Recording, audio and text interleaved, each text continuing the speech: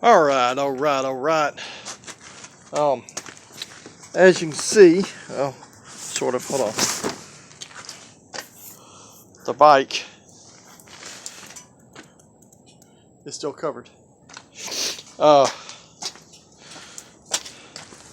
We had a cheer trip we had to go take, and we took it, and we went to Georgia on February the 11th, Thursday, when we left. It was icing here in Dallas, so it was starting to get bad. We took us 2.5 to 3 hours to get out of the Metroplex, which is really bad here. That's forever. And then we had the competition. Loved Georgia. Went to 3 or 4 different Harley stores. Had a good time. Drove all over. Stayed out of Atlanta as much as we could, even though we were staying in Atlanta. That's where the cheer competition was. We came home and got stranded. We got stranded on the way home because of bad weather. We left Sunday afternoon, the 14th, about 3 o'clock. Got stranded behind some diesels in somewhere in Mississippi for about 5.5 hours. Realized that the diesels were parked and were not driving anymore. They were sleeping. So we went around them, swerved in and out of them, got into free road, and then somewhere, actually it's not somewhere, Chandrent, Louisiana.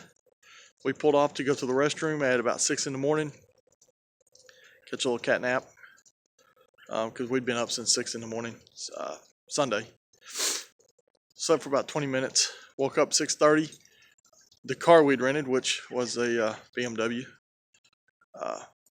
5 Series, rear wheel drive only, was stuck. Could not move it. We had 4 or 5 people pushing that car trying to get it out. It was stuck. So we ended up staying somewhere in Ruston, Louisiana. Louisiana doesn't treat roads. It's horrible. Got somebody to come pick me up. Drove an hour. Drove an hour and a half. Ryder, what was his last name?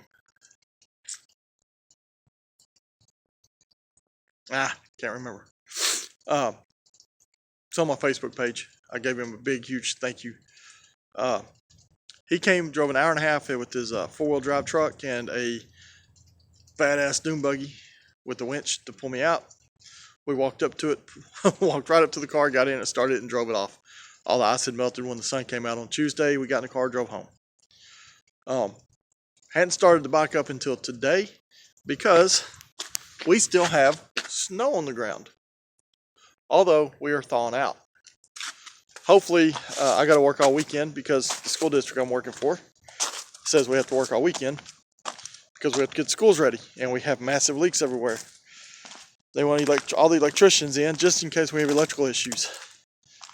But at this point in time, you can see behind me, I'm not willing to drive down my road. I just don't want to get the back on that. Now the highways are clear. Highways look good. I can ride on the highway. Other than it throwing water and sand up everywhere and making my bike filthy. But I will take that chance come Sunday if the roads look a little bit better here. It's 42 degrees today. It's going to be supposed to be up in the upper 40s tomorrow. Sunday's supposed to be in the 50s. So I definitely will be riding back to work on Monday. Now, what I am going to do is I'm going to mount my camera on my helmet, and I'm going to start videoing again. I don't know if I'm going to video everything, but I'm going to start videoing the rides. We went on a prospect ride the other day, about 2 weeks ago.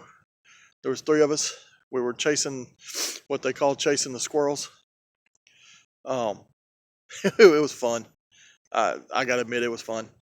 No matter what we did, where we went, it was all to go to the club's first meeting place, camping site.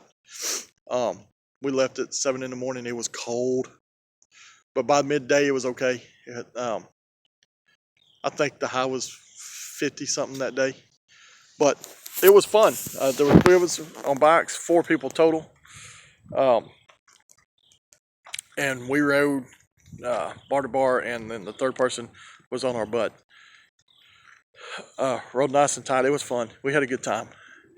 The members that we were chasing made it fun with their little notes telling us how slow we were. It was a good time. I really enjoyed it. I'm can't complain. I've still got a lot to do to go forward with the club to patch in. I've still got quite a few people I got to meet with. I still got a 300-mile ride to do. Got my bike running better. I took the lowering kit off. That did help with a lot of the shimmying. I still need to put a new back tire on it. It's getting close to being to the point where I need to put on it. Harley said I had another 1,500 miles on it, but I think next payday I'm going to go down and have a new back tire put on it. I do think I'm going to go ahead and put some Progressives 444 springs on it or something like that, raise it up another inch to put 13s on the back of it. I do need to put 14-inch handlebars on it.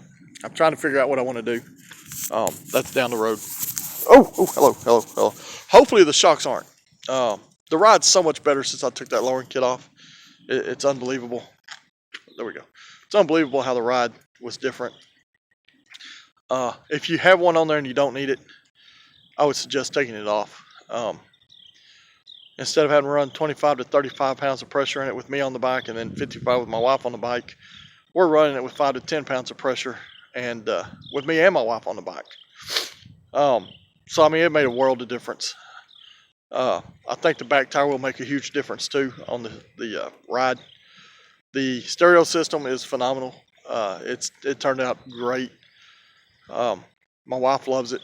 We can talk on the Bluetooth now without having to talk over music. XM radio, it's okay except for every once in a while you lose signal. That's what the CD player's for, backup. But I may put it on the radio. But I'm thinking about putting an external antenna on it to see if that makes a difference with the radio. Oh, hello. Where are we at? Okay, there we go. Put an external antenna on it because I put those LED lights on it and it knocked out my internal radio antenna. So I may see about putting an external on it and see what that does for me. But guys, I'm going to start filming a lot more.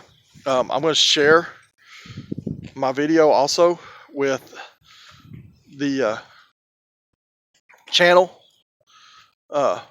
Two Wheels Open Road. You'll see a lot of my stuff hopefully on his channel, especially when we do things together. Probably see some of his stuff on mine as well. I am going to buy, I've got the Bravo 4, which shoots in 4K. But I'm going to buy the Sena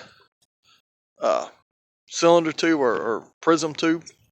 Put it on the other side of my helmet. It'll sit over here, and I'll have a microphone I can talk into. Make the recording a little bit better. And yeah, that's where we stand right now.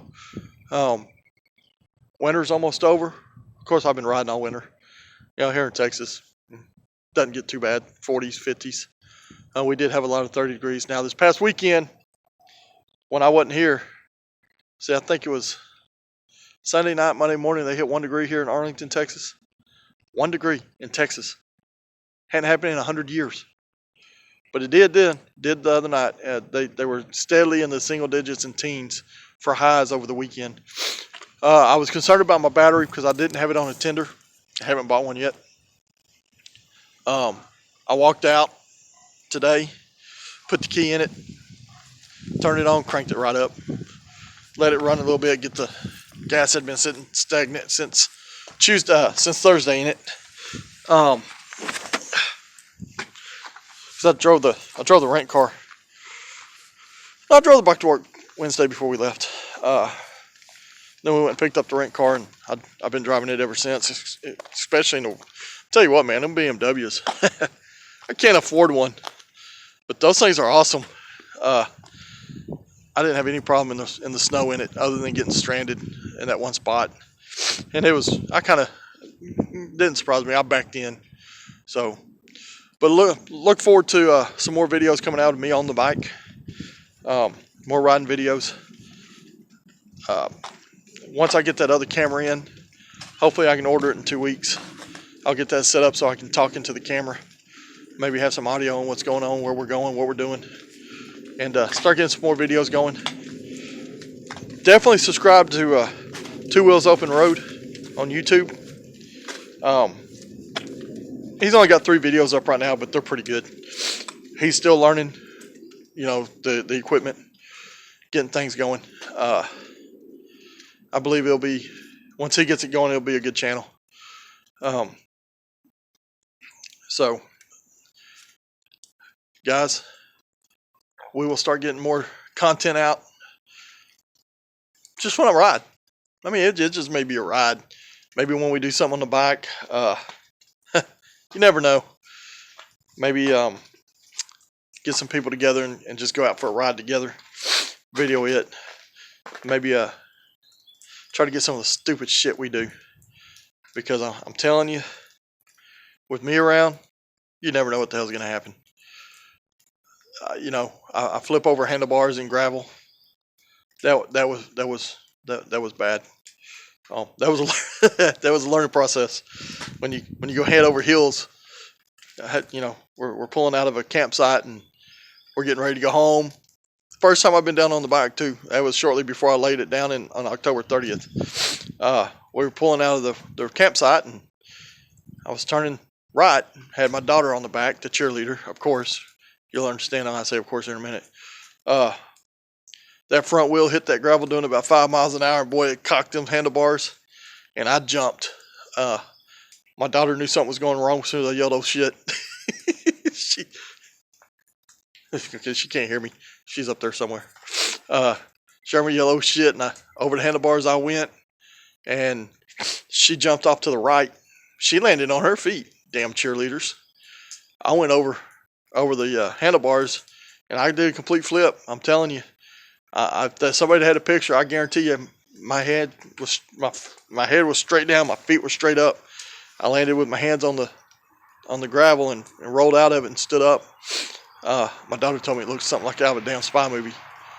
But you never know what's going to happen when we're around. It'd be cool to have that on camera. But guys, peace out. Keep the rubber down and shiny side up. We'll see you.